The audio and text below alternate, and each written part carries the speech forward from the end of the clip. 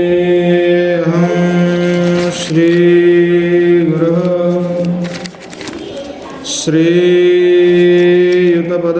श्रीयुतपदकमलं श्रीगुरुन् वैष्णवांश्च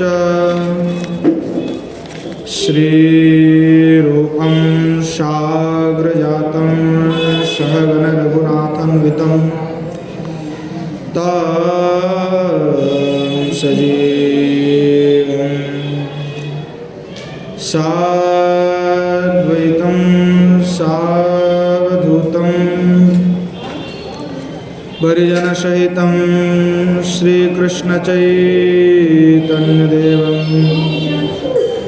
श्रीराधाकृष्णपादं सहगण ललिता श्री विशाखान्वितश्च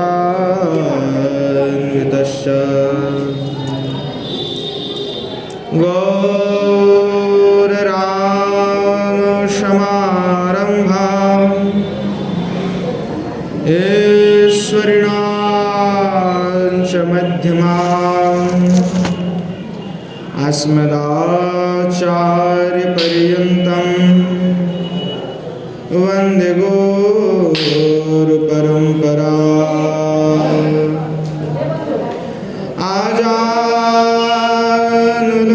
आजानुलम्बितभुजो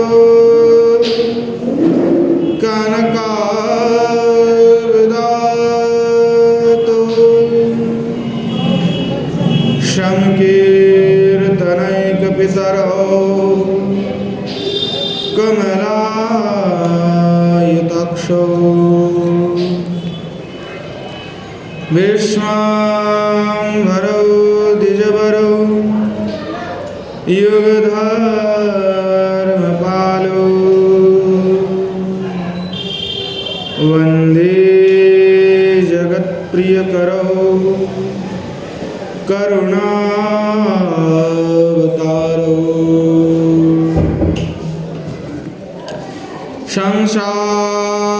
संसारदुःखजलधौ पतितश्रिकाम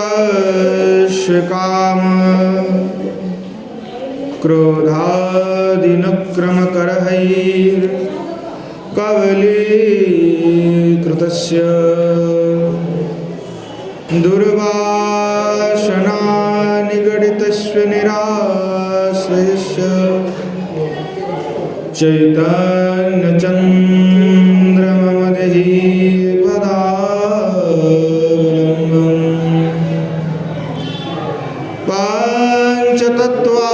पाञ्चतत्त्वात्मकं कृष्णं भक्तरूपस्वरूपकं भक्तावतारं भक्ताख्यं नमामि भक्तशक्तिकम् बर्हापीडं नटवरवपुः कर्णयो कर्णिकारं बिभ्रद्वासः कनककोविशं वैजयन्ते च माला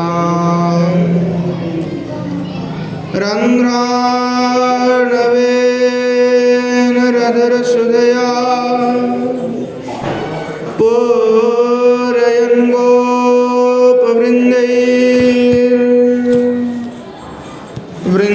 गोपवृन्दैर्वृन्दारण्यं स्वपदरमणं प्राविशद्गीतकीर्तिः वंशी विभूषितकरान् नवनीरदाभा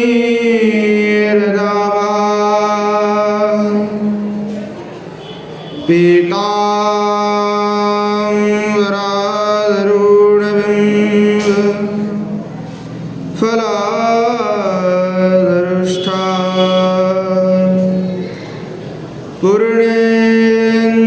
पूर्णेन्दुसुन्दरमुखा दरविन्दनेत्रा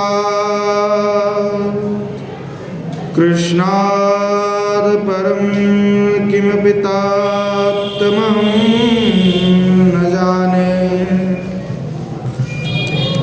राधा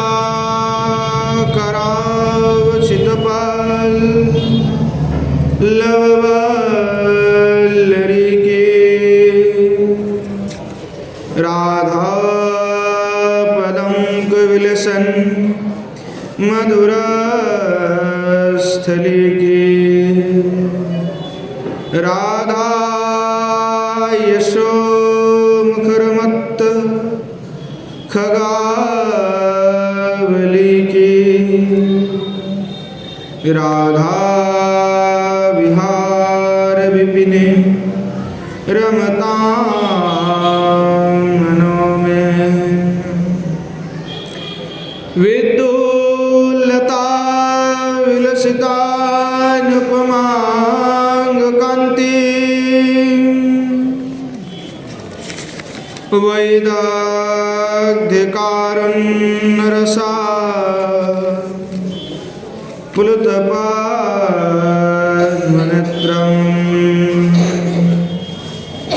वृन्दावननवनिकुञ्ज रसैकतृष्णां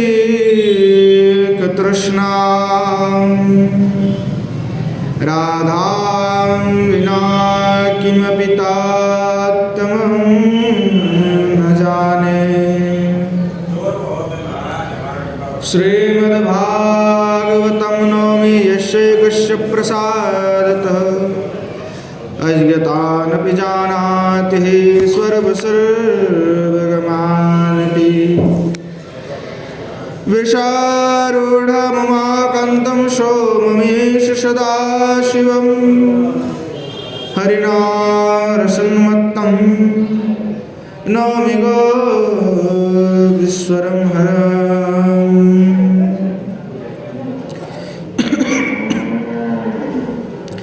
नारायणं नमस्कृत्य नरं चैव नरोत्तमं देवीं सरस्वतीं व्यासं ततो जयमुदीरये। श्रीरूपं साग्रजं वन्दे रघुनाथं कृपामयं श्रीजीवं भट्टयोगं च शयनसुखदायकम्। येषां सहजस्निग्धानां पादरेणुमभीक्ष्णसः सर्वविघ्नविनाशाय शिरसा धारयाम्यहम्। वृन्द्यायै तुलसीदेव्यै प्रियायै केशवस्य च कृष्णभक्तिप्रदे देवी सत्यवत्यै नमो नमः। वाञ्छकल्पतरुभ्यश्च कृपासिन्धुभ्यैव च पतितानां पावनेभ्यो वैष्णवेभ्यो नमो नमः। हरे कृष्ण कृष्ण कृष्ण हरे हरे, हरे राम राम राम हरे हरे। श्रीमन महाप्रभु की जय, श्री युगल सरकार की जय, श्री कुशल बिहारी भगवान की जय। श्रीमन महाप्रभु के असीम कृपा से हम सभी नित्य सत्संग में श्री राधा सुधा निधि का आस्वादन कर रहे हैं। श्री राधा सुधा निधि नामक सुधा में हम सभी डुबकी लगा रहे हैं। युगल सरकार की कृपा से नित्य ही श्री राधा रस सुधा निधि का हम पान कर रहे हैं। श्री हरि कथा श्री युगल सरकार की कृपा से ही जो है श्रवण करने का सौभाग्य प्राप्त होता। श्री गौरचंद्र भगवान की कृपा से ही श्री गोस्वामीपाद इस अद्भुत पूर्व ग्रंथ का निर्माण की, अपने अनुभव की बातें हम जैसे अधम जीवों के लिए रख के गए ताकि हम भी इस रस का पान करके अपने जीवन को कृतार्थ कर लें। श्री गोस्वामीपाद पूर्व में कह रहे हैं कि इस भजन के अधिकारी वही है जो निष्कामी है, जिसके हृदय पे कोई वासना, कोई कामना नहीं है। श्री गोस्वामीपाद क्या कह रहे हैं कि दुराद पार्श्व सजनान सुखमर्त कोटि सर्वेषु साधन वरेषु चिरं निरासः वर्षन्तमेव सहजाद्भुत सख्य धारा श्रीराधिकचरणरेणुमहं स्मरामि। दुराद पार्श्व सजनान कि श्री किशोर जी की चरण कमल की स्मरण में बाधक बांधने वाले जो सजन हैं, जो बांधव है, जो आत्मीय है, जो अर्थ की वासना है, ये सब को दूर में ही रखना पड़ेगा, फेंकना पड़ेगा, तभी जा करके किशोर जी के प्रति हमारे प्रेम उत्पन्न होगा। श्री किशोर जी के श्री चरण कमल में तभी प्रेम होगा, तभी भक्ति का उदय होगा, जब हम इस सब का मोह छोड़ देंगे।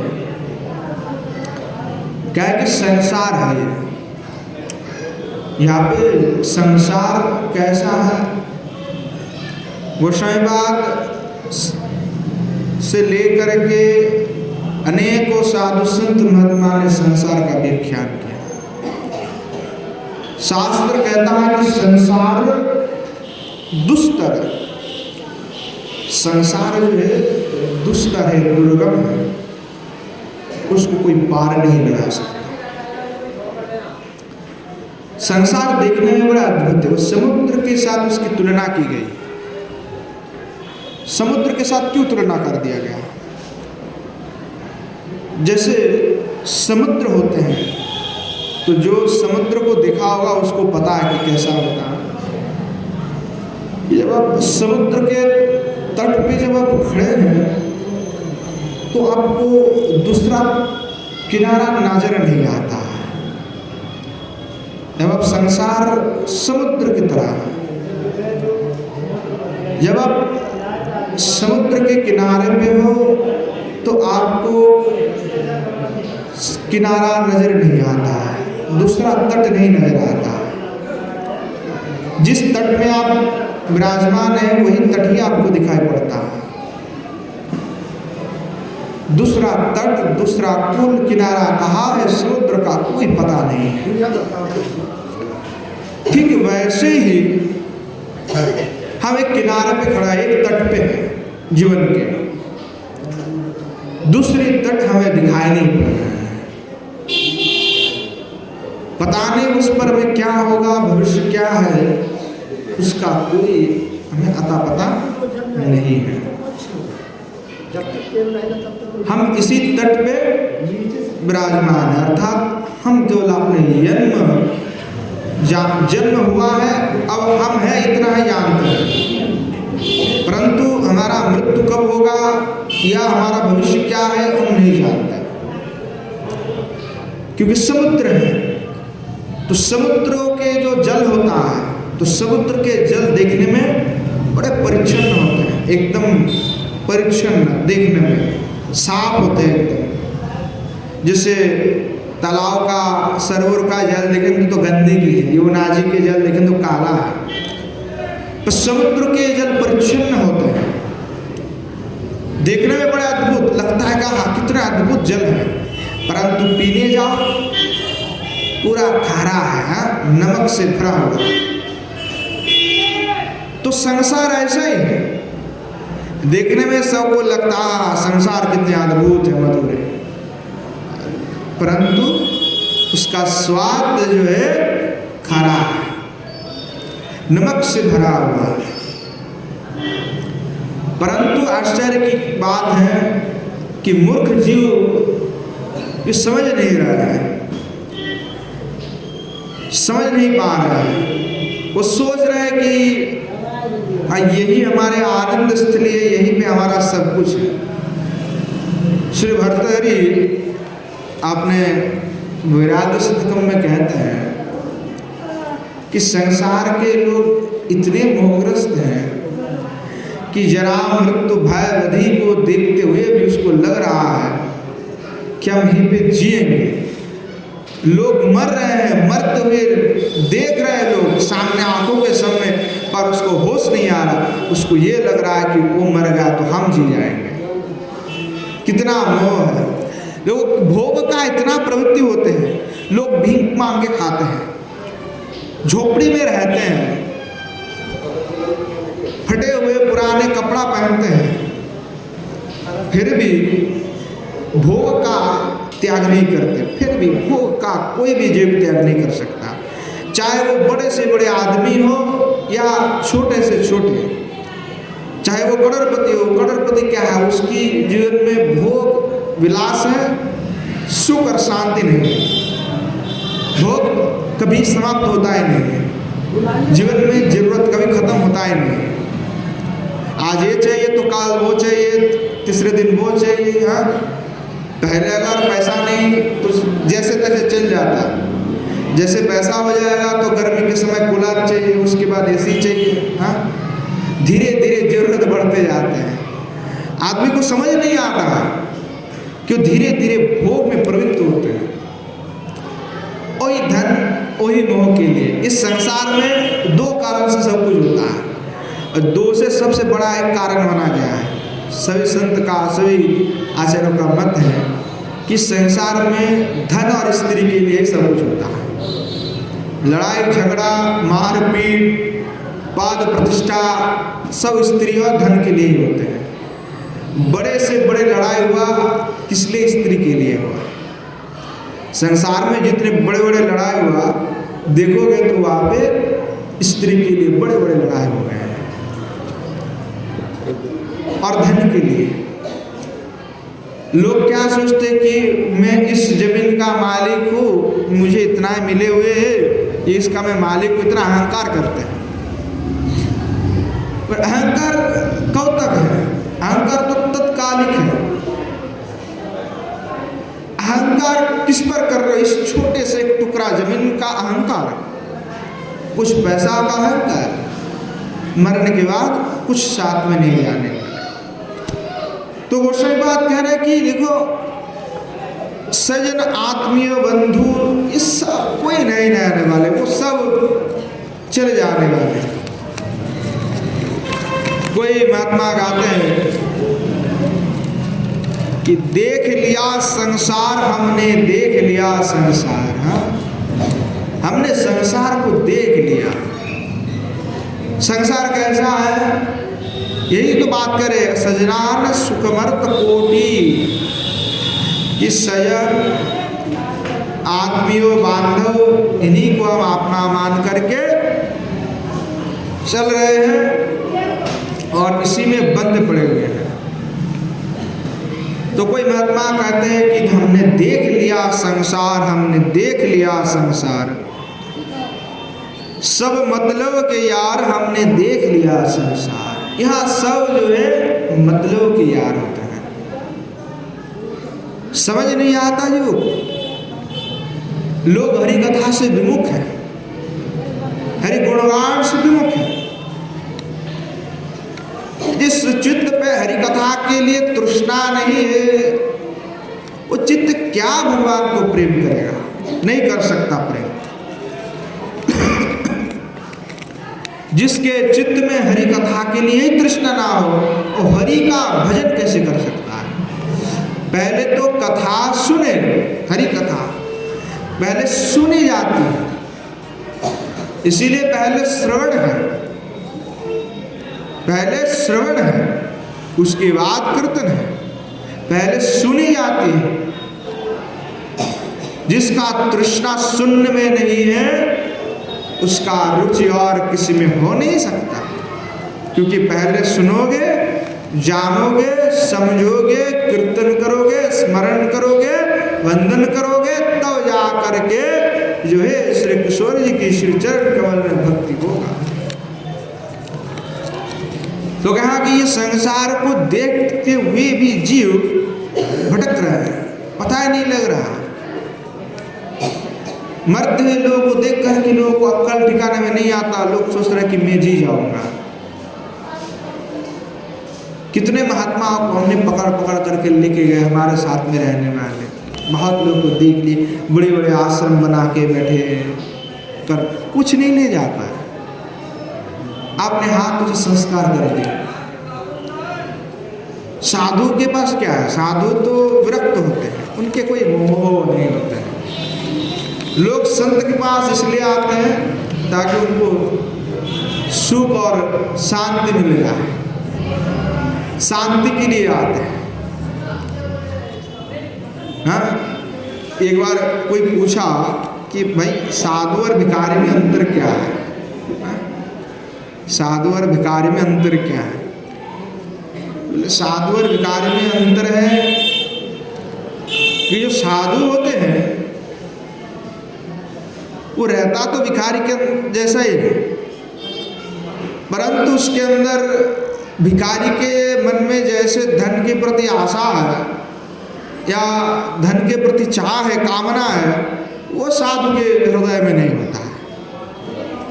और भिखारी में क्या है कि वो रहता है तो साधु के जैसा, परंतु उसके हृदय में धन कामना रहता है। तो बड़ा आश्चर्य की बात है कि गांव वाले भिखारी को भी साधु समझते हैं और शहर के लोग साधु को भिखारी समझते हैं। बड़ा अद्भुत विचार है। तो ये संसार है, यहाँ पे सब मतलब के हैं। इसीलिए क्या हमने देख लिया संसार, हमने देख लिया संसार, सब यहाँ मतलब के यार, या सब मतलब के यार। इसलिए गोस्वामी बात कहले दुराद पास सजनान सुकमर्त कोटिम, कि दूर त्याग कर दो ऐसे सजन आत्मियों बांधव, उनको त्याग करते हुए श्री राधा पाद पद्म का ध्यान करो, निरंतर ध्यान करो। विरक्तिरिंद्रियार्थानम स्यदरोचकता स्वयं, कि जो सही में श्री किशोर जी के श्री चरण कमल में प्रेम रखते हैं, जिनका प्रेम उदय हुआ है श्री ठाकुर जी के प्रति, वो सभी विषय के प्रति वैराग्यशील हो जाते हैं। सभी विषय से उसका मन हट जाता है। प्रबल स्पृहा केवल श्री युगल सरकार की सेवा करने की प्रबल स्पृहा उनमें जागृत हो जाता है। स्पृहा जिनमें नहीं है वो कुछ नहीं कर सकता। स्पृहा आवश्यक है, आशा आवश्यक है। भजन की आशा क्या है कि प्रभु एक दिन मिलेगा, ये आशा है। चाहे हम आज नहीं मिल रहे पर आगे मिलेगा, आशा है। और यही आशा हमें जीवित रखे हैं, हम भजन में लगे हुए कि प्रभु एक दिन मिलेगा। प्रेम करता है वो समझता है, जो प्रेम कभी किए नहीं वो समझ नहीं पाएगा, उसका अनुभव नहीं है। इस संसार में सैकड़ों लोग हैं, हाँ, बड़े से बड़े पंडित हैं, ज्ञानी हैं, विरक्त है, संत है, महात्मा है, धनी है, फकीर है, हाँ, सारे लोग हैं। परंतु वही भगवान के पास जाते हैं जो भगवान से प्रेम रखते हैं। ज्ञान से अथवा पांडित्य से अथवा वंश के गौरव से अथवा धन से कोई भी भगवत प्राप्ति नहीं कर सकता। किसी का उम्र नहीं होता है भगवत प्राप्ति के लिए। लोग सोचते हैं जो बूढ़ा हो गया उनको भजन करना चाहिए, हाँ? लोग ये सोचते हैं कि हमारा तो अभी यौवन काल है, अभी क्या भजन करें, अभी तो हमारा घर गृहस्थ संभालना है, सब कुछ करना है, तो भजन करने के लिए समय नहीं है। परंतु भजन तो यौवन में ही होता है। वृद्ध काल में शरीर जराग्रस्त हो जाता, उस समय और कर नहीं पाते, करने की इच्छा होता है पर कर नहीं पाते, शरीर साथ नहीं देते। श्री आचार्यपाद हमारे जो गोस्वामीपाद वो कहते जीव भटक रहा है, भगवत कार्य भी कर रहा है, तो केवल विषय और भोग के लिए कर रहा है। विषय और कामना की इतनी प्रबलता है कि ठाकुर जी को तो लड्डू भी चढ़ाएंगे तो उसमें ना कुछ प्रार्थना हम करेंगे, हाँ, ठाकुर जी को भोग भी लगाएंगे तो ठाकुर जी धन दे दो, पुत्र दे दो, ये दे दो, वो दे दो। कभी भक्ति नहीं मांगते, कभी ये नहीं कहा कि प्रभु आपके प्रति प्रेम हो जाए, प्रेम दे दो। कभी मांगे प्रेम? कभी मांगते हैं प्रेम? नहीं मांगते, प्रेम नहीं मांगते, प्रेम के बदले में कुछ और मांगते। भगवान भी बड़े दुखी है इसके लिए कि वो कैसा कैसा जीव है, कैसे कैसे हम यही एक बात को समझाने के लिए कि ठाकुर जी से प्रेम करो, निस्वार्थ होकर के प्रेम करो, उसी को समझाने के लिए वेद वेदांत तो 18 पुराण उपपुराण दुनिया भर के शास्त्र रचना करना पड़ा जीव को समझाने के लिए। समझ नहीं पा रहा है जीव, लोग फिर भी समझ नहीं रहा। युगल कथा में मन बैठ ही नहीं रहा, मन चंचल है, हम लगा ही नहीं रहा है भगवत कथा में। अपना तन मन धन सब कुछ भगवत चरण में समर्पित नहीं कर रहे। अरे धन की छोड़ दो, धन मत लगाओ, आपके पास कुछ नहीं है, धन से कोई मतलब नहीं है। भगवत चरण के लिए कि धन चाहिए, भगवत प्रेम के लिए, भगवान की प्राप्ति के लिए धन की कोई आवश्यकता नहीं है। स्तन और मन चाहिए, धन नहीं चाहिए। वो तो धन कुछ और काम के लिए होगा, भगवान के लिए धन की क्या आवश्यकता। जब तक धन है तब तक भगवत भजन नहीं होने वाले। बहुत अनर्थकारी है, नाश कर देता है व्यक्ति को। इसका सबसे बड़ा उदाहरण हमारे सनातन गोस्वामीपाद के जीवन में है। जब रूप गोस्वामीपाद छोटे थे ना, रूप गोस्वामीपाद, सनातन गोस्वामीपाद बड़े भाई हैं, रूप छोटे हैं, उसके बाद आपका अनुपम है, अनुपम का पुत्र ही जीव गोस्वामीपाद है। तो रूप सनातन गोस्वामीपाद जो है बंगाल के उस समय जो नवाब थे हुसैन शाह, वहाँ पे दबीर खास मंत्री थे, बड़े उच्च पदस्थ थे। जब महाप्रभु से पहली बार उनका भेंट हुआ, उन भेंट के लिए उन्होंने पुरुष चरण करवाए थे, तो महाप्रभु ने कृपा किया, रूप गोस्वामीपाद के श्री चरण कमल में पैर रख दिए, सनातन गोस्वामीपाद को भी कृपा की। तो राम के लिए जो पहले मिले थे, जब कृपा की उनको, तो रूप गोस्वामीपाद सब छोड़ करके वृंदावन में आ गए। तो हुसैन शाह को जब पता चला तो सनातन गोस्वामीपाद को उन्होंने बंदी बना लिया। उनको कहा कि भाई तुम दोनों ही इस राजपाट को संभाल रहे थे, अब तुम दोनों नहीं रहोगे तो इस राजपाट को कौन संभालेगा। तुम्हारे मन में वैराग्य आ रहे हैं तो तुम्हें बंदी बना के रखते, वैराग्य जब छूट जाएगा तब तुमको छोड़ देंगे। सनातन गोस्वामी पाद को बंदी बना के रखे थे। हुसैन शाह नवाब जो उस समय उड़ीसा और बंगाल में युद्ध चल रहा था, बड़ा भयंकर युद्ध आरंभ हो गया। तो उस युद्ध के समय हुसैन शाह कहने लगे, सनातन दबीर खास तो हताम थे, तो दबीर खास क्या करके बुलाते थे कि तुम जो है हमारे साथ चलो उड़ीसा में, क्योंकि तुम ही तो मंत्र ना दोगे हमें कैसे क्या करना है। तो सनातन गोस्वामी पाद बोले कि वहाँ इतने युद्ध होगा, इतने लोग मरे जाएंगे, निरपराध माताओं को बहनों पर अत्याचार होगा, लोगों को हत्या कत्लेआम होगा, हम वहाँ पे नहीं जाएंगे, नहीं आपका साथ देंगे। हम वृंदावन जाना चाहते हैं, हम चले जाएंगे। तो हुसैन शाह का ठीक है, तुम्हारा मना भी ठीक नहीं है, तो कहा कि इसको और भी अच्छे से बांध के रखो, जब तक ये ठीक ना हो जाए छोड़ना मत। वृंदावन से श्री रूप गोस्वामी ने पत्र भेजा उनके पास, तो उन्होंने लिखा पत्र में कि भाई मैं तो चले आया, आप भी चले आओ, आप भी यहाँ पे चले आओ। तो बताया कि देखो स्वर्ण की हमें मुद्रा ऐसे रखे हुए घर पे, उसकी माध्यम से जो है छुड़वा लो। तो वहीं पे जो उनके रक्षक थे कारागृह में, तो उसके साथ साठ गांठ बनाया सनातन गोस्वामी का, उसको ऐसे कहा इधर आओ। बोले क्या है?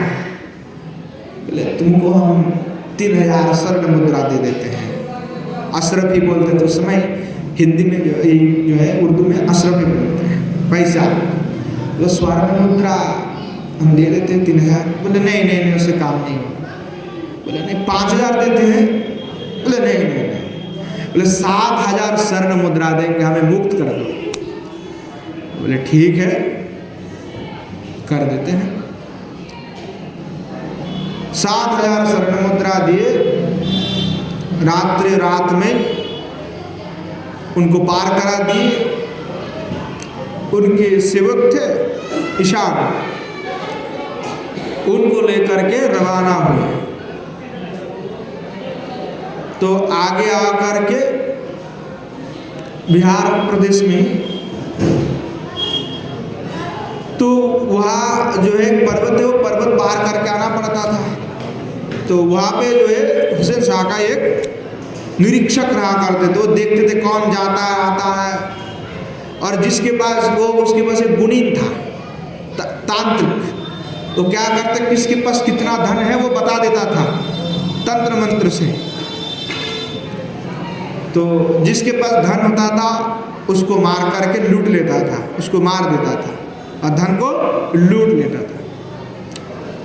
सनातन गोस्वामी पाद के पास कुछ धन नहीं था, उनके पास जो सेवक थे उनके पास धन था। सोने के 8 मोहर थे। गुणिन ने बताया कि इनके पास बड़े धन संपत्ति है।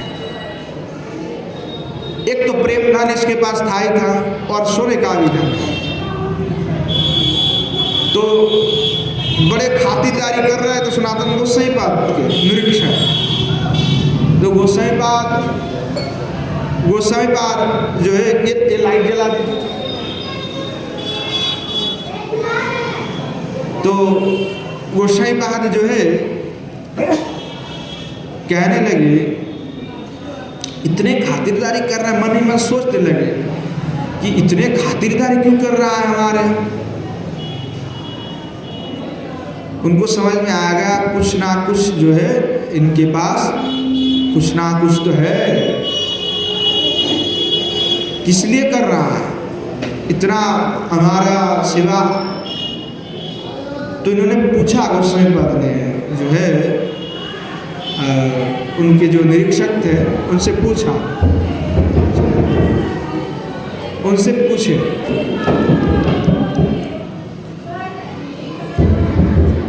ठीक है महाराज।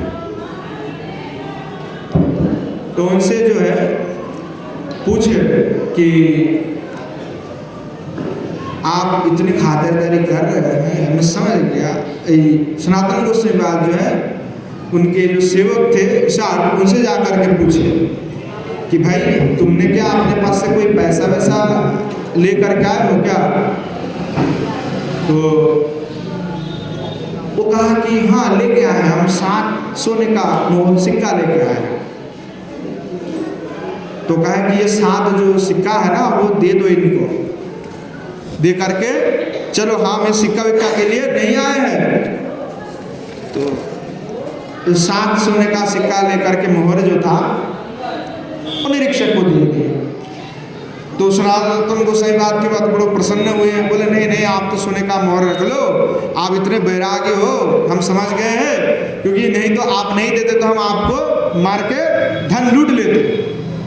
बोले कि आपके पास 8 मोहर है, मैंने तो पहले तांत्रिक से पता लगवा लिए थे। तो सनातन गोसाई बात देखे 8 मोहर ये कह रहा है, ये कह रहा है 7 मोहर है मेरे पास, क्या घटना है? ईशान से पूछे कि तुम्हारे पास और एक मोहर है क्या? बोले हाँ हमारे पास और एक मोहर है। तो सनातन गोस्वामी क्या बोले कि तुम अभी घर में चले जाओ, तुमको अभी वृंदावन में आने का कोई आवश्यकता नहीं, तुम अभी लायक नहीं हुए। तुम एक सोने की सिक्का के लिए अभी रख दियो, हमें मारने वाले थे।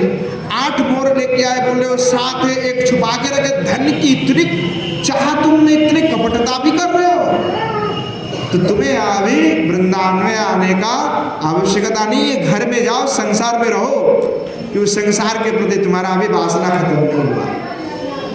उसको भेज दिए। तो धन भगवत प्राप्ति के लिए सबसे बड़ा बाधा है धन की बाधा। जहाँ धन है वहाँ प्रेम धन नहीं काज करता। प्रेम धन के लिए तो केवल और केवल भक्ति की आवश्यकता है, वो प्रेम की आवश्यकता है, पर भक्ति धन ही परम धन है। और बाकी जगत का धन तो क्षण भर के है, कभी रहता है तो कभी नहीं रहता है। संसार को जैसे समुद्र के भांति कहा गया, जैसे समुद्र में जुआर आता है, भाटा पड़ता है, कैसे जल आ जाता है एकदम उमड़ करके, फिर दूर चले जाते हैं। समुद्र है तो हमारे जीवन में भी कैसा है, वैसा ही है कि कभी जुआर आता है, जुआर यानी सुख आनंद, और भाटा यानी वेदना पीड़ा व्यथा। कभी हम ऊंचे से ऊंचे पद पे चले जाते, फिर नीचे गिर भी पड़ते हैं, फिर भी हमें समझ नहीं आता। संसार के विषय अनल में हम डूबे हुए हैं, निरंतर जीव चल रहे हैं। देखो ये बड़ी आश्चर्य की बात है कि मनुष्य से बड़ा मूर्ख नहीं है। बोले क्यों? बोले ये जो दिया जला के रखे हुए हो, इस दिया को थोड़ा ऊंचा रखोगे तो अंधेरा कर दोगे, तो जो छोटे छोटे कीड़ा होगा उस दिया में जाकर के गिरेगा, प्रदीप में। उसको पता नहीं कि अग्नि में गिरने में दहन हो जाते हैं। पर इन संसारी जीव को पता है कि यहाँ पे हमको दहन ही होने वाले हैं, जानते हैं, फिर भी उसी में ही गिरते हैं, भक्ति और प्रेम से विवर्जित हो जाते हैं। इसलिए गोस्वामी महाराज कह रहे हैं कि दुरादपस्य सजनान सुखमर्त कोटिम, सजन आत्मीय बांधव सबको परित्याग कर दो, धन को भी परित्याग कर दो, दे करके केवल कृष्ण भक्ति में ही लग जाओ। कह रहे हैं कि उनके पाद पद्म की जो सेवा करते हैं भगवान की, वो कुछ नहीं मांगते भगवान से, वो निष्काम भक्ति में लगे हुए होते हैं, चतुर्वर्ग उसके पीछे धावित होते हैं। श्रीमद् भागवत क्या कह रहे हैं? आजकल भागवत कथा भी होते, भागवत होते तो भी लोग कामनार्थ में करते हैं। जो सराचार भागवत का अनर्थ है वो कोई अर्थ नहीं है, अनर्थ है। कामना के लिए भागवत नहीं होना चाहिए।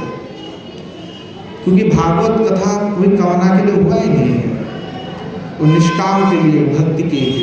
इसलिए पहले कह दिया धर्म चित कोई देवत्व पर, धर्म अर्थ काम की तो बात छोड़ दो, भागवत कथा के अधिकारी वही है जो मुक्ति की भी कामना ना करता हो, जो मुक्ति के भी अपेक्षा रखता हो, वो भी भागवत कथा श्रवण के अधिकारी नहीं है।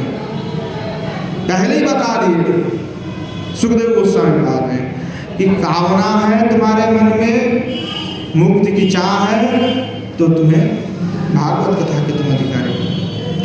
ये तो भगवत प्रीति के लिए है। तो उद्धव जी भगवान से कहते हैं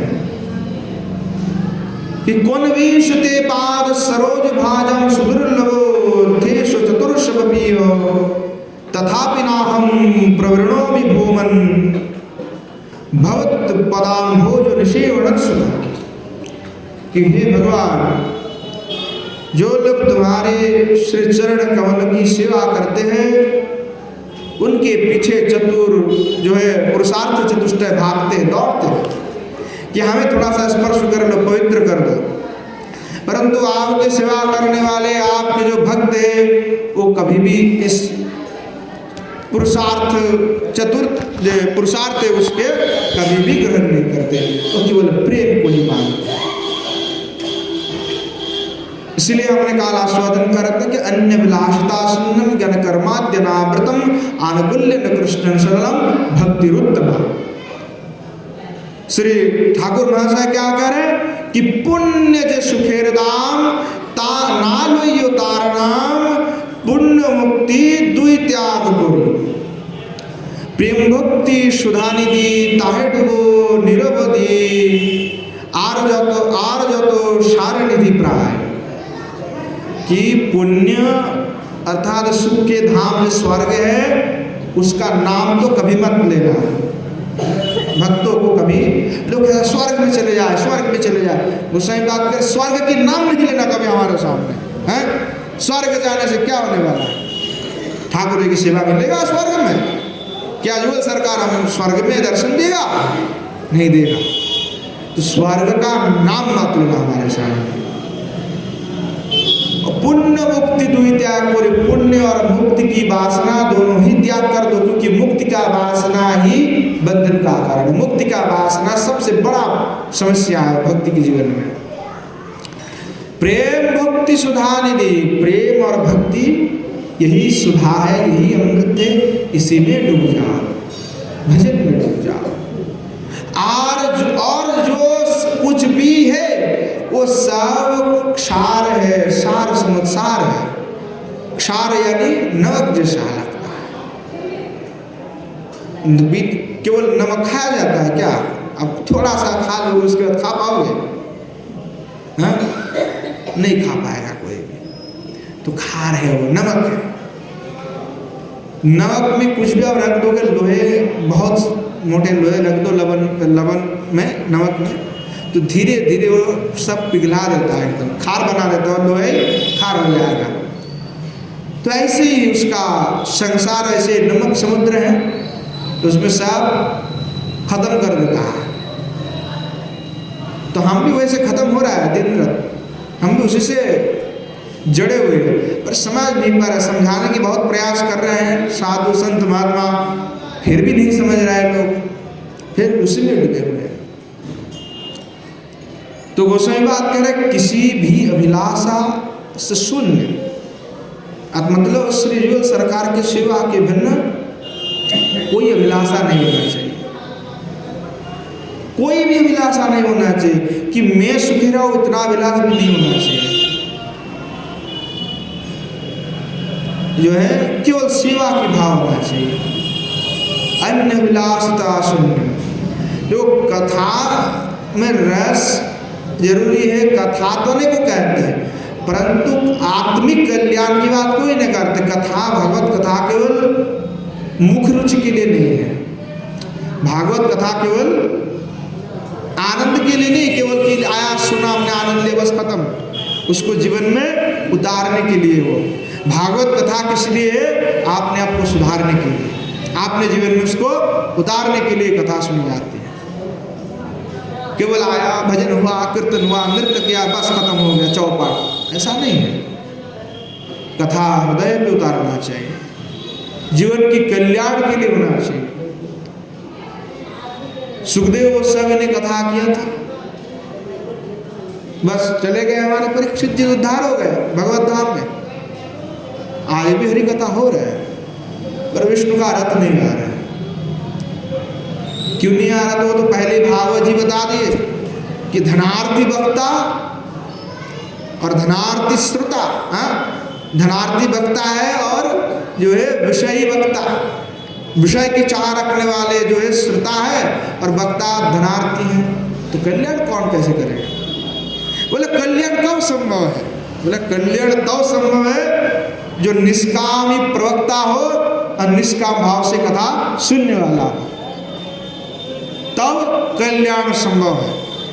अगर कथा व्यास में धन की चाह है, सुनने वाले भी कामना में भागवत कथा कर रहे, हरि कथा करवा रहे हैं, तो क्या होगा? कुछ नहीं, भगवत प्राप्ति नहीं होने वाला, प्रेम नहीं मिलने वाले, दोनों एक दूसरे विपरीत होगा। अगर धनार्थी वक्ता है और निष्काम श्रोता है तो बोले तब नहीं जमेगा, क्योंकि वक्ता तो अपना मनोरंजन करने के लिए बोलेगा, पर उनको जो संत है, जो निष्कामी बैठे हुए, तो निष्काम कथा सुनना चाहते हैं, उनके हृदय में तो ऐसा कोई भाव नहीं है। अगर श्रोता जो है विषय के इच्छुक होगा और कथा कहने वाला अगर निष्काम हुआ तो बोले तो भी फायदा नहीं है। कथा तो निष्काम से कह दिए, पर श्रोता ने कुछ सुना नहीं, उसको जीवन में उतारा नहीं, तो कुछ फायदा नहीं हुआ। तो दोनों को ही निष्काम होना पड़ेगा, तब तो जा करके वो काम करता है। इसलिए कहा अन्य विलासता सुन्नम जन कर्माद्यनामृतम, अन्य विलास को छोड़ देना होगा। जब तक दूसरा विलास रहता है तब तक भगवत प्रेम नहीं हो सकता। इसीलिए हम सैकड़ों पूजा पाठ भजन स्तुति आराधना करने पर भी भगवान के प्रति प्रेम नहीं हो रहा है, कारण हम विषय और कामनाओं को लेकर के सब कुछ करते हैं। भगवान को हम भजन भी करते हैं, दो माला फेरते तो वो भी कामना से करते हैं कि हमें इससे कोई कुछ मिल जाए। क्या मिल जाए? धन मिले, पैसा मिले, हमारा सब ठीक हो जाए, शरीर स्वस्थ हो जाए, इत्यादि कामनाओं से हम सब कर रहे हैं, जिसके कारण भगवत प्रेम नहीं हो रहा है। जब तक निष्किंचन भाव से कोई भजन नहीं करेगा तब तक भगवत प्रेम नहीं होने वाला। तो निष्किंचन भाव से करना पड़ा। अन्य विलासता शून्य, अन्य विलास को छोड़कर, जिसे हम जैसे जीव जो है निर्मल भक्ति का पथ का आश्रय ग्रहण नहीं कर पा रहे हैं, और निर्मल भक्ति का पथ का आश्रय लेकर के भी पद पूजा मान प्रतिष्ठा यश इसी अभिलाषा में डूबे हुए हैं। इसलिए हम सब प्रेम से वंचित हैं, हम सब प्रेम से वंचित हैं। देखो हरि कथा हो तो मन लगा कर के सुनो, इधर उधर भटकने से कुछ नहीं होगा। मन जो है शांत करके उसको श्रवण करना चाहिए, पीना चाहिए। हरि कथा को पिया जाता है, जैसे जल पीने पर तृष्णा का निवृत्ति होता है, वैसे हरि कथा पान करने पर हृदय में शांति लाभ होता है, प्रेम उत्पन्न होता है। हरि कथा हरि गुण, उसमें जो रस है उस रस का आस्वादन करना है, और तभी संभव है जो चित्त शांत हो। और चित्त जो है, संत के चित्त शांत होते हैं। संसार के लोग जो है उनके चित्त में शांति नहीं है, वो सुख तो भोगते हैं, विषय भोगते हैं, धन है, पैसा है, घर है, गृहस्थी सब है, सुख भी भोगते परंतु शांति नहीं है हृदय में, कभी शांति में नहीं रहते। और संत के पास कुछ नहीं है, भिखारी है। हाँ, सुख का कोई बड़े साधन नहीं है, जैसे तैसे रहते हैं परंतु हृदय में शांति है। तो गृही संसारी सब साधु के पास इसलिए आते हैं शांति की खोज में, काश हमें ऐसा कोई उपदेश दे दे जिससे हमें शांति मिल जाए। पर जो है सभी आते तो हैं पर कामना लेकर के आते हैं। साधु महात्मा से भी संसार की बात, गृहस्थ की बात, महाराज ये हुआ, महाराज वो हो गया, कुछ कृपा कर दीजिए। कभी ये नहीं कोई प्रार्थना करने के लिए आता कि महाराज ऐसी कृपा करें कि हमारे ठाकुर जी के प्रति प्रेम भक्ति हो जाए। कभी ये आज तक तो मेरे सामने कोई नहीं कहा। सब आते कथा में बैठते तो ऐसे लोग छोटे चीट देते और कहते महाराज ये समस्या है, इसका निवारण करिए, इसका ये है वो है। कभी ये नहीं सुना हमने कि कहीं कोई आकर के कहे कि महाराज जी भगवत भजन में लगना चाहते हैं, इसके लिए क्या करें। सबको विषय से मतलब है, तो जब तक विषय में मन लगे रहेगा तब तक प्रेम मिल ही नहीं सकता। जो देख रहे हो, जो सुन रहे हो, जीवन ऐसे ही निर्वाहित हो जाएगा। अरे आपकी दादा आपकी परदादा भी ऐसे भोग करते हुए मर गया है और आप भी जाओगे, कब जाओगे कोई पता नहीं है। पर जीवन को वृथा मत जाने दो, इस जीवन जो मिला है, क्योंकि देव दुर्लभ है। देवजनी में भी भजन का अधिकार नहीं है, देवता भजन नहीं कर सकते। देवजनी में भजन का अधिकार नहीं है, वो देवता भजन नहीं कर सकते, हरि भजन। ये मनुष्य जनी में ही संभव है, तो इसको बर्बाद मत होने दो। कितने साल जीवन के चले गए, गुजर गए, कोई पता ही नहीं है। कितने साल हमने बिता दिए संसार में किसी दूसरे के लिए, अपने लिए क्या रखे हुए? अपने लिए कोई भजन रखे हुए? अरे यहाँ पे तुमने हरि का दर्शन नहीं कर लिया, मरने के बाद क्या करोगे? मरने के बाद क्या होगा कोई पता है? कोई अस्तित्व रहेगा अपना? तो यहीं पे भजन करते हुए अगर तुम्हारा हृदय में कुछ अनुभव नहीं हुआ, तुमने हरि का एक पल के लिए दर्शन नहीं कर सके, तो तुम्हारा सब कुछ व्यर्थ है। भर्तृहरि कहते हैं कि जो भजन करने वाले अगर उनको इसी जन्म में अगर हरि का दर्शन नहीं हो रहा, कुछ अनुभव नहीं हो रहा, तो फिर भजन कैसा? तुमने क्या भजन किया जो तुमको अनुभव नहीं? अनुभव होना चाहिए, और अनुभव होता है तो वैराग्य से युक्त होकर के होता है।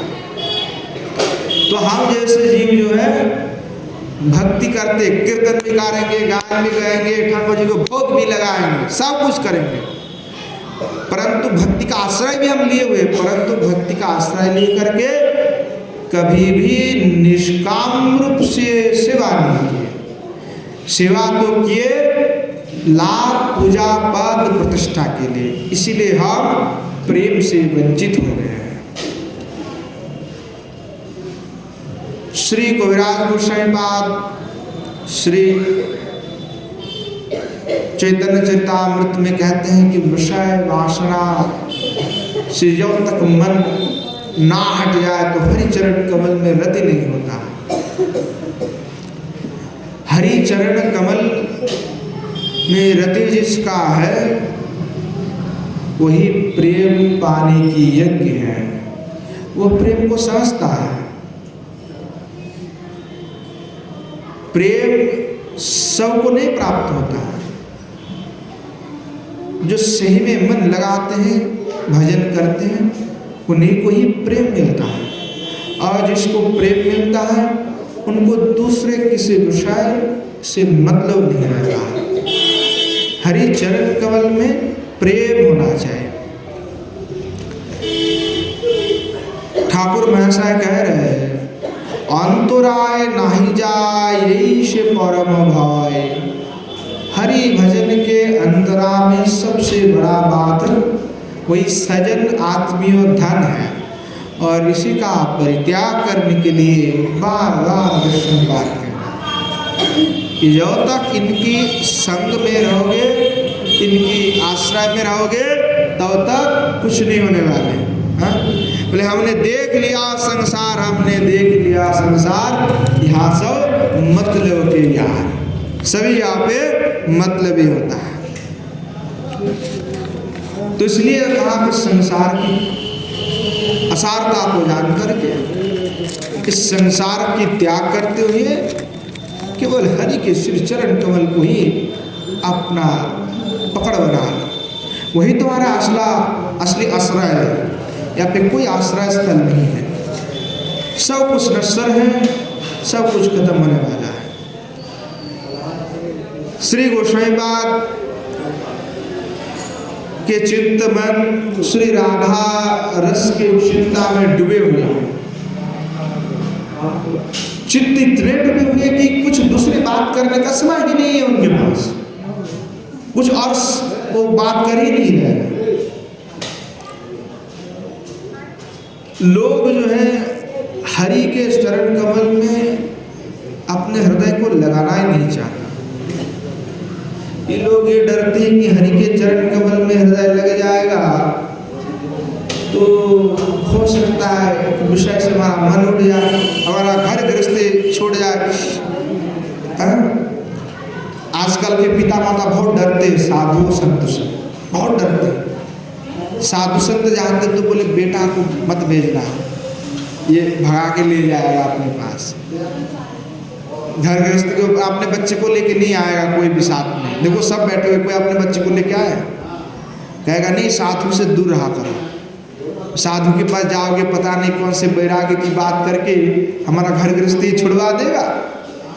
हाँ, सिद्ध मधुसूदन दास बाबा जी महाराज के जीवनी है सूर्य कुंड के सिद्ध बाबा।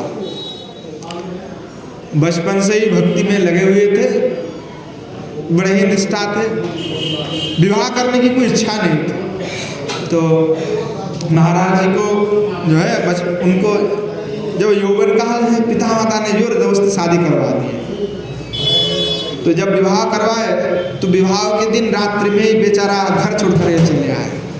जिस दिन शादी करवाए शादी के रात्रि में ही अपनी पत्नी को छोड़ करके वृंदावन में चले आए, घर छोड़कर। और वृंदावन में किसी को पहचानते नहीं थे, जानते नहीं थे। तो जंगल में, अब तो वृंदावन शहर हो गया है, पहले ऐसा नहीं थे, जंगल थे। तो जंगल में रहते थे इधर उधर। तो कई बार भूखे रहना पड़ता था, दीक्षा नहीं हुआ था उनका। तो ऐसे जंगल में रहते थे, सोचते कहाँ क्या करें। तो वृंदावन में यमुना जी में नित्य स्नान करते थे। तो मन ही मन यमुना जी से प्रार्थना करते थे किशोर जैसे कि हमारा दीक्षा हो जाए, हम तो किसी को जानते नहीं थे। तो यमुना जी में एक बार वो स्नान कर रहे हैं तो उनको बड़े भाव आया, यमुना जी के पास रो रो करके प्रार्थना की कि हमारा कोई गुरु कर्म हो जाए। दूसरे दिन यमुना जी में गए स्नान करने के लिए। तो एक महात्मा स्नान करके जो उठ के आ रहे हैं। महात्मा जी कह रहे हैं कि जाओ तुम स्नान करके आओ, मैं तुम्हें अभी दीक्षा दे दूंगा। तो बाबा ने वैसा ही किया, वो गए यमुना जी में नहाए, स्नान किए, आ गए, उनको दीक्षा मिल गई। दीक्षा मिलने के बाद भजन करने लगे, बड़े आनंद से भजन किए। उनको लगा कि भजन साधन तो सीखने की जरूरत आवश्यकता है, भजन साधन आगे कैसे करें। जो है गोवर्धन में सिद्ध कृष्णदास बाबा जी महाराज के पास पहुंच गए। जाकर महाराज जी को जाकर के बोले कि महाराज ऐसा है, हमने घर से ऐसे ऐसे ऐसे करके आए हैं, श्री यमुना जी में हमारे दीक्षा भी हो गए हैं, कोई संत मिले। बाद में हमें गुरु जी का और कभी दर्शन नहीं मिला। जो दीक्षा दे के गए उसके बाद से हमने बहुत ढूंढे परंतु कभी मिले नहीं, और हमें कोई पता नहीं कुछ। तो सिद्ध बाबा बोले कि देखो हमारे गौड़ीय में क्या है कि परंपरा का बड़े महत्व है कि तुम कौन से परिवार से हो, कौन से परंपरा से हो, बिना जान के मैं तुम्हें कुछ दे नहीं सकता, भजन सिखा भी नहीं सकता, तुम्हारे कौन से परंपरा में कैसे सिखा दो तुमको। बड़ी समस्या पड़े तो बोले एक काम करो, काम विवन में सिद्ध जय कृष्णदास बाबा जी महाराज रहते हैं। तो सिद्ध जय कृष्णदास बाबा जी महाराज जो है सभी को समाधान देते हैं। कोई भी समस्या होता है तो सभी उन्हीं के पास जाते हैं। वो सबसे बड़े सिद्ध महात्मा है, तो वो जो समाधान दे उसी को अपने मस्तक पर रख करके चलना, वही आप मान लें।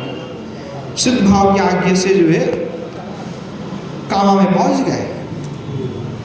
सिद्ध जय कृष्णदास बाबा जी महाराज के पास जाकर के सारे वृत्तांत को बताएं कि महाराज जी ऐसे ऐसे हमने घर से आए थे, यमुना जी के पास खूब रोए, किशोर जी के पास खूब रोए, एक दिन एक महात्मा मिला, हमें दीक्षा दे दिए, परंतु उसके बाद से हम उनका कभी दर्शन नहीं कर सके, पता नहीं कहाँ चले। सिद्ध बाबा बड़े उत्कट स्थिति में पड़ गए कि क्या कहें उनको। उन्होंने भी यही कहा कि देखो परंपरा में नहीं जान करके तुम्हें क्या बताओ, तुम्हारे गुरु जी कौन से परंपरा से कैसे है मुझे तो नहीं पता, मैं कैसे क्या करूं, और मेरे विचार में तो कुछ आ नहीं रहा है, मैं तुम्हें भजन सिखा भी नहीं सकता। इसलिए एक मैं तुम्हें काम करता हूँ, तुम जो है गुरु मंत्र जो तुम्हें मिला है उसका जप करो और हरि नाम जप किया करो बहुत। तो महाराज जी ठीक है, राधा कुंड में जा करके वही पे खूब मंत्र जप करते, खूब हरि नाम करते थे। गुरु जी का दर्शन नहीं हो रहा है, विरह हो गए कि क्या करें कैसे कर दो, कितनी विरक्त है, कोई धन पैसा से कोई मतलब नहीं, माधुपुरी करते, गांव में रोटी 2 रोटी मांग मिल गया बस अपने उदार पूर्ण के लिए, कोई धन की अपेक्षा नहीं, कोई प्रतिपत्ति का अपेक्षा नहीं, भजन की स्प्रिया, इतनी भजन की आवेश हुआ, इतने कि हमें कृपा नहीं मिल रहा है तो कहा कि मन में सोच लेके हम मर जाएंगे, क्या वे ठाकुर जी किशोर जी कृपा नहीं कर रहे हैं, इस जीवन को हम रखेंगे ही नहीं। कितने उच्च कोटि के भाव है, हम तो किसी दूसरे के लिए मरना चाहेंगे, कोई दूसरा हमारे लिए मर जाएगा तो हम कहना हम भी मर जाए उसके लिए। और सिद्ध बाबा का इतनी भाव है कि भजन नहीं हो रहा है, कृपा नहीं हो रहा है, इसलिए शरीर को छोड़ देंगे। सिद्ध बाबा सोचे और एक दिन रात्रि काल में राधा कुंड में जाकर के पहुंचे। श्री राधा कुंड में जाकर के बड़ा सा एक पत्थर को जो है अपने धागे से अपने गले में बांधा और बांध करके खींच करके राधा कुंड के तट पे आए और धीरे धीरे राधा कुंड में उतर गए। गले में पत्थर बंधे हुए थे और राधा कुंड में डूब गए। तो गले में पत्थर किस लिए बांधे कि डूब जाए, हाँ? और हम किसको बंधे हुए पता है, संसार रूपी पत्थर को बंधे हुए, इसीलिए भगवान हमारे पास नहीं आ रहे हैं। और उन्होंने जो पत्थर बांधा वो भक्ति का, प्रेम भक्ति के लिए, कि प्रेम भक्ति नहीं हो रहा है, गुरु जी का दर्शन नहीं हो रहा है, ईश्वर की कृपा नहीं हो रहा है, इसलिए अपने जीवन को त्याग देंगे।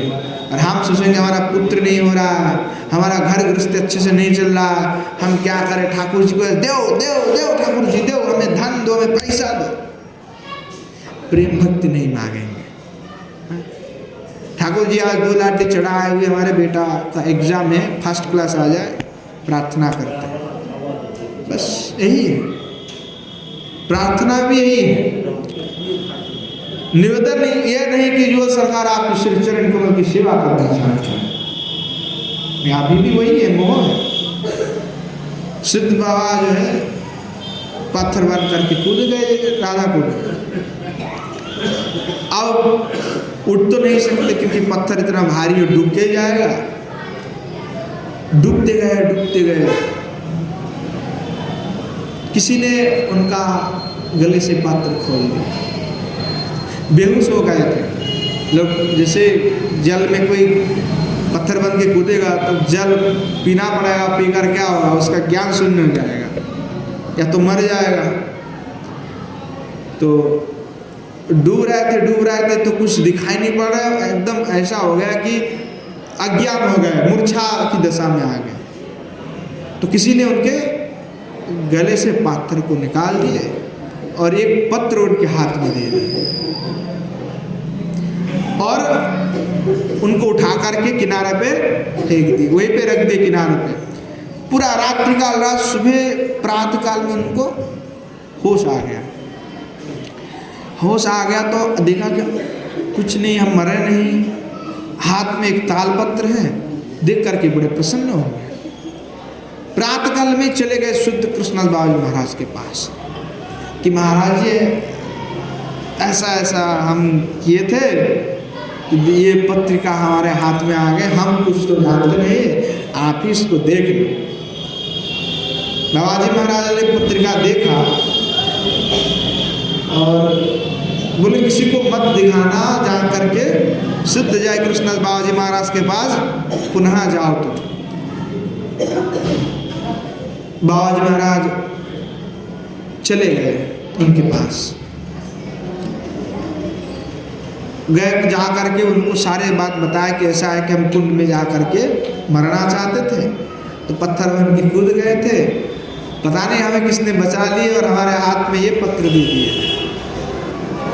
तो सिद्ध बाबा उनको पत्र देखे, देखकर कितना विस्मित हुए।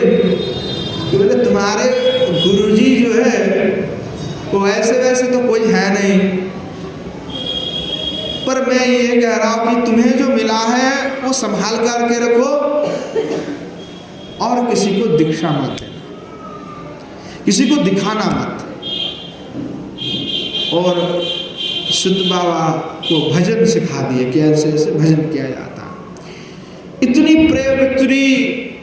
प्रेम किशोर जी सपने में आकर के उनको कहने लगे, तेरा इतना निष्ठा, इतना वैराग्य को देख करके मैं रह नहीं पाया, इसलिए तेरे को कृपा कर दे। देख मैंने तुझको जो दिए हैं ना वो किसी को देना मत कभी। तो सिद्ध बाबा ने कभी किसी को दीक्षा नहीं दी है, अनेकों को भजन सिखाया है, अनेकों को बेच दिए हैं, परंतु दीक्षा किसी को नहीं दी है। क्योंकि जो किशोर जी ने साक्षात उनको आपने से उनको दीक्षित करवाया, आपने बहुत निकटतम किसी से दीक्षित करवाया था, इसीलिए कभी बताए थे, बोलना नहीं किसी को। तो जिनके पास ऐसे उत्कट प्रेम होते हैं, जिनके हृदय में उत्कट ऐसे तृष्णा होता है, उनको किशोर जी अवश्य ही कृपा कर देते हैं। किशोर जी सबके लिए मार्ग बना कर रखे हुए, पर स्प्रिया उत्कंठा केवल निष्काम होना चाहिए, केवल उन्हीं के लिए होना चाहिए, तब संभव है। जब तक विषय की थोड़ा सा भी लेश भक्ति में रहेगा तब तक वह श्री किशोर जी की पूर्ण कृपा को वो नहीं प्राप्त कर सकता। हम खा रहे, भोग लगा रहे, पी रहे, सब कुछ कर रहे, परंतु वैसा अद्भुत उत्कट प्रेम हमारे में नहीं है, क्योंकि हम भगवान से कुछ और विषय मांगने में लगे हुए हैं। तो विषय जब तक मांगेंगे तब तक कुछ नहीं होने वाले। तो देखो कि अगर व्यक्ति कहता कि नहीं, अगर कोई भजन करेगा तो उसको भगवान मिलेगा, ऐसा नहीं है। जो भजन करेगा, जैसे ध्रुव जी भजन किए, ध्रुव जी को क्या कहा उनके विमाता ने कि विष्णु है, विष्णु की उपासना करेगा तो अगले जन्म में तुझे मेरे गर्भ में जन्म हो जाएगा और तू अपने पिताजी की गोद में बैठ सकता है। तो जानते नहीं थे कि विष्णु कौन है, पता नहीं था कि विष्णु कौन है।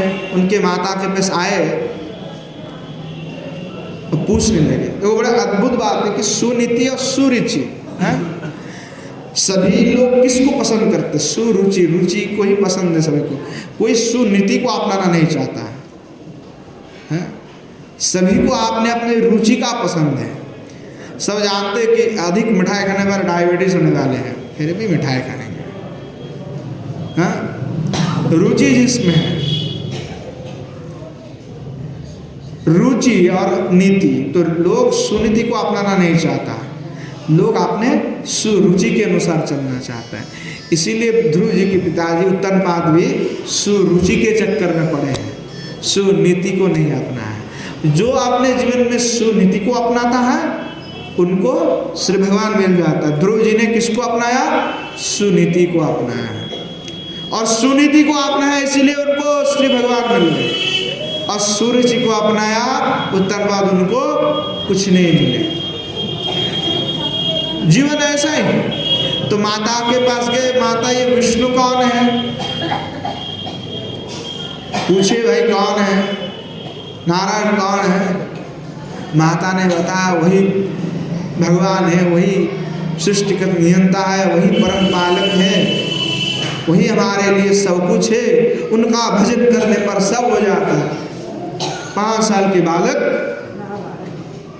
कुछ नहीं देखे, चले गए, कुछ नहीं, कोई अपेक्षा नहीं रखे। हम अपने बालक को 5 साल वाले को भेजेंगे भजन करने के लिए, हम 25 साल हो जाएगा तो कहेंगे नहीं महाराज जी अभी भजन के लिए समय नहीं हुआ। अभी एकादशी 25-26 साल का इसके लड़के घूम रहा है। वृंदावन के भी ऐसे दुर्दशा है, लोग व्रत नहीं करते। यहाँ पे भी देखो एकादशी व्रत के दिन प्रेम मंदिर के सामने, इधर बड़े बड़े मंदिर के सामने सब चाट के भंडार लगाए, सब खा रहे, पूरी हलवाई दब, कोई व्रत नहीं। हैरान कर देने वाली बात है कि तीर्थ स्थान में भी ऐसे दिखाई पड़ रहा है। इसीलिए नारद मुनि कहा कि हम दुनिया भर के तीर्थ में गए हैं, भक्ति देवी कहे कि हमने तो गए तो सारे के सारे नष्ट हो गए, यही वृंदावन बचा था, अब वृंदावन को भी चौपट करने में लगे हुए लोग। देखो अब जाकर के एकादशी के दिन, व्रत के दिन कुछ नहीं, लोग खा रहे पी रहा है खूब धड़ाधड़। बड़े अद्भुत विचार है, अद्भुत हो गया सब। तीर्थ में भी ऐसे तीर्थ अपराध के अपराधी हैं सब। इसका गति क्या होने वाला है? तीर्थ में रह करके ऐसी अनैतिक हरकत है। तो ये बड़े समस्या की बात है कि आज लोग विषय इतने हो गए। तो ध्रुव जी जो है इतने प्रेमी है, देखो चले गए भजन करने के लिए, एक इलाका चल पड़े। कहाँ पे आए? ये मथुरा पे, मधुबन में। अभी भी ध्रुव टीला है, गए ध्रुव टीला में? नहीं गए ध्रुव टीला में, मथुरा में ही है, जाके कभी दर्शन करके आए। आकर के पहुंचे मधुबन में, नारद जी से मिले। नारद जी तो बड़े ऐसे अद्भुत संत हैं। नारद क्या है? नारदा जो कभी रुकता नहीं है।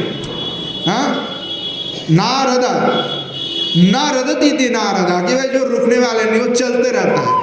और नारद के पास जो आ जाता है उसको भी चला के ले जाता है। किसके पास ले जाता है? हरि के पास ले जाता है। और जिनके होठ कभी रुकता ही नहीं वो नारद है, वो श्री नारायण नारायण नारायण करते ही रहते हैं।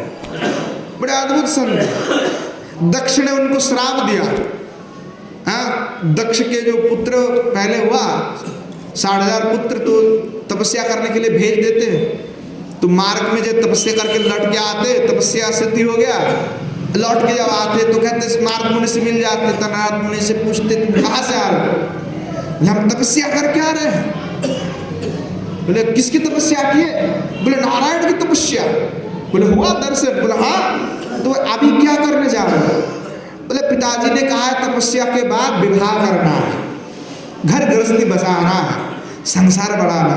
तो नारद जी बोलते ठहरो ठहरो ठहरो, हाँ अभी हरि का दर्शन करके आए हो, फिर दोबारा गृहस्थी बनने जा रहे हो, संसार में जाओगे। उनको ऐसा वैराग्य बना करके, ज्ञान उपदेश दे करके विरक्त बना देते हैं। दक्ष का बड़ा गुस्सा आ गया। हाँ, हमने बेटे को भेजा था कि पृथ्वी को बढ़ाएंगे आगे, और ये हमारे बेटे को सन्यासी बनवा दिए। दूसरी बार फिर 60,000 पुत्र, वो भी तपस्या करने के लिए गए, वो भी ऐसे दर्शन किए, उनको भी सन्यासी बनवा दिए। नारद के प्रति इतनी क्रोधित हुए दक्ष, बोले बेटा तुम बड़े संत बन के घूमते हो ना, तुमको हम श्राप देते कि तुम एक जगह में कभी रुक ही नहीं सकते। तो नारद जी बड़े प्रसन्न हुए। नारद जी कहते कि तो बड़ा हमारा मन ही मन सोचने लगे, कुछ बोले नहीं। मन ही मन से आप तो बड़ा अच्छा हुआ, पहले एक जगह में रह रह करके कीर्तन करते थे, अब तो हम दुनिया भर में करते फिरेंगे, हाँ हमें क्या चिंता, हरि का गुणगान। इसलिए दक्ष ने सोचा कि भाई पुत्र होगा तो सब सन्यासी ऐसे बनाएगा, इसलिए पुत्री का जन्म दिया। तो ऐसा अद्भुत जो है हमारे नारद जी, और नारद जी मिल गए। नारद जी मिल जाए तो ध्रुव जी को कहने लगा, अरे तुम अभी बच्चा हो, काहे सब करने के लिए आए हैं, अभी तुम्हारा भजन के समय थोड़ी हुआ है, जाओ घर में जाओ, आनंद करो, अभी खेलो कूदो नाचो, अभी तो बच्चा हो तुम, क्या है भजन के लिए तुम्हारा समय नहीं हुआ। बड़े बहकाने की कोशिश किया नारद जी ने ध्रुव जी को, बड़े अच्छा उपदेश दिए कि पिता ही परम तप होता है, हाँ जाओ घर में जाओ, अभी तुम्हारा उम्र कम है, खेलने कूदने की समय है, तुम क्यों भजन में लगे हुए। जैसे हम अपने बच्चे को कहते हैं, अरे तेरा तो उम्र कम है बेटा, अभी क्या एकादशी कर लेगा, व्रत कर लेगा ठाकुर जी का, अभी थोड़ा उम्र हो जाए तेरा तो कर लेना, अभी तो रोटी वोटी खा कर रोज अभी हट्टा कट्टा हो, व्रत में क्या रखा हुआ है, भजन करने में क्या जाता है। और पिताजी तो स्वयं करता तभी होगा, पिताजी कहते अरे महाराज हमारा तो बहुत सारा काम है, हमको हमारा भी तो बहुत सारा काम है, हम भी कहीं कथा जाते, 2-3 दिन का सफर है, एकादशी व्रत पड़ गया, बीच में ट्रेन में जा रहे, रास्ते के कुछ खा नहीं सकते, पी नहीं सकते, अरे भाई हालत खराब हो जाते, कुछ घर से कुछ फल वल ले जाते हैं भूख लगा करके, तो वही बातें रास्ते में बस, और कुछ नहीं। हमको तो हम भी तकलीफ में चलते हैं, 6-6 घंटा कथा करते बैठ करके, हमको तो भूख नहीं लगता। नहीं आप तो बैठे बैठे, मैंने कहा तुम आप बैठ करके देखो 6 घंटा, हम तुम्हारा काम करते तुम 6 घंटा बैठ के देखो कैसे बैठ पाओ। तो लोग कह रहे नहीं महाराज बच्चा अभी क्या करेगा, अभी तो व्रत नहीं कर सकता। वैसे ही नारद जी बन के बैठे हैं सब, डुप्लीकेट नारद है सब, इसलिए अपने बच्चों को ऐसे कहते हैं। तो ध्रुव जी को बड़े कोशिश की कि तुम चले जाओ, अभी क्या है, अभी उम्र क्या हुआ, भजन करने का तुम्हारा अभी समय नहीं हुआ। बड़े शास्त्र का भी उपदेश दिए कि तुम अभी भजन के लिए अनधिकारी हो, तुम्हारा अभी जनेऊ भी नहीं हुआ है, कर्म के लिए कर्म में तुम्हारा अधिकार नहीं है, तो तुम ये सब कर नहीं सकते। ध्रुव जी ने कहा महाराज हम आपकी कोई बात नहीं सुनने वाले, अगर हमें आप हरि भजन के उपदेश दे सकते हो तो दो, नहीं तो हम जा रहे। नारद जी देखा कि अरे भाई इतनी छोटी बच्चा और इसकी इतनी निष्ठा, और निष्ठा को देख करके नारद जी बड़े प्रसन्न हो गए। नारद जी ने उनको दीक्षा प्रदान कर दी कि ये मंत्र का जाप करो, तुम्हें भगवत प्राप्ति हो जाएगा। तो जब भजन किए तो भगवान से प्रार्थना करने लगे। हरिभक्ति सुधादय करके एक ग्रंथ है जहाँ पे इस प्रसंग की विस्तार से वर्णन है। ध्रुव जी का जो प्रसंग है भागवत में तो संक्षेप में है, उसका बहुत ही विस्तार जो है हरिभक्ति सुधादय में है। तो हरिभक्ति सुधादय में भगवान से वे प्रार्थना कर रहे हैं और कह रहे हैं स्थानाविलास तपसि स्थितोऽयं त्वं प्राप्तवान् देव मुनीन्द्र गुह्यं काचो विचिन्वन्निव दिव्यरत्नं स्वामिन् कृतार्थोऽस्मि वरं न जाचे। भगवान जब ध्रुव जी जब तपस्या किए ध्रुव जी ने, देखो ध्रुव जी ऐसे प्रसन्न व्यक्ति भजन करते हैं तो कोई भी जंगल के जंतु जानवर कुछ नहीं कहते, प्रेम है तो कुछ नहीं कहते। सब शेर आकर कैसे देख रहा है कि भजन कर रहा, हाँ ठीक है, हम जाएंगे तो क्या करेगा, न चलिएगा बेटा आ जाओ। हमारे जहाँ हम भजन करते हैं पहले वहाँ पे बहुत सारा महात्मा अभी भी रहते हैं, तो अभी बहुत सांप का बड़े उत्पात, सांप का बड़े उत्पात है। तो कुछ दिन पहले मेरे साथ एक मिलने की टाइम, हम जहाँ पे रहते हैं वहाँ पे बहुत प्राचीन मूर्ति भजन की, तो कुटिया में जो है सांप आकर के बैठे रहते हैं। बाबा लोग कहते हैं कि देखो तो भजन करने के लिए उसको कुछ बोलना नहीं है, तो साहब आज तक किसी को काटे नहीं। 300 साल पुराना आश्रम है, अब भी किसी को कुछ नहीं बोले। हमारे घर में भी कई बार आए, मारते नहीं है, भाई आप आए हो तो आप रहो, आपको जाओ जाना है चले जाना, कुछ नहीं बोलते। बहुत सारे महात्मा की कुटिया में आते, कोई कुछ नहीं कहता, वो भी कुछ नहीं कहता। आप जीव से हिंसा नहीं रखोगे, वो आपको हिंसा नहीं रखेगा, वो प्रेमी है। अंतःकरण जिसका शुद्ध है उसको कोई हिंसा नहीं करता। तो ध्रुव जी को कोई कुछ नहीं बोले, अपना भजन में लगे हुए, जंगल के शेर वेर कुछ नहीं। रघुनाथ दास गोसाई पाद थे तो राधाकुंड में भजन करते थे, तो शेर और रघुनाथ दास गोसाई पाद दोनों एक साथ जल पीते थे। शेर आकर के जिस घाट में जल पीते वो भी साथ में जल पीते। तो एक दिन गोसाई पाद देखे, अरे सनातन गोसाई पाद की, अरे तो रघुनाथ दास गोस्वामी देखो शेर जल पी रहा है, उसके बगल में बैठ करके जल पी रहा है। कितनी भजन की प्रताप है, अंतःकरण शुद्ध है, इसलिए कोई हिंसा नहीं, जीव भी उनके प्रति हिंसा नहीं। तो ध्रुव जी जब किए तपस्या, जब भगवान प्रसन्न हो गए, आए भगवान के वर मांगो, क्या वर चाहते हो? तो ध्रुव जी कहते हैं कि स्थानाभिलाषी तपसु स्थितो यम तम प्राप्तवान देव मुनिंद्र गुह्यम काच विचिन्वन दिव्य रत्न समेन कृतार्थ स्मी वरम न जाच। कि भगवान मैं कोई वर नहीं चाहता। बोले क्यों वर नहीं चाहता? बोले देखो मैंने भजन करने के लिए जो स्पृहा मुझ में आया, वो आया कि मुझे पिता के गोद में बैठना है, और इसलिए मैंने घर छोड़ा था। परंतु जब मैं आया तो मुझे तब पता लगा कि पिता के गोद में बैठने के लिए विष्णु का भजन नहीं किया जाता है। भगवान विष्णु की भजन इसलिए किया जाता है कि भक्ति प्राप्त हो। और मुझे आपने गुरु नारद से ये बात मुझे पता चला। मैं तो कांच की संधान कर रहा था, पर कांच की संधान करते हुए मुझे मणि मिल गया है। मणि यानी विष्णु और कांच यानी पिता की गोद। तो कहते हैं कि मैं तो खोज रहा था कांच, पर कांच खोजते खोजते मुझे मणि मिल गया है। और भगवान आप बताइए कि जब मणि मिल जाए तो दूसरी कोई कांच की क्या आवश्यकता है?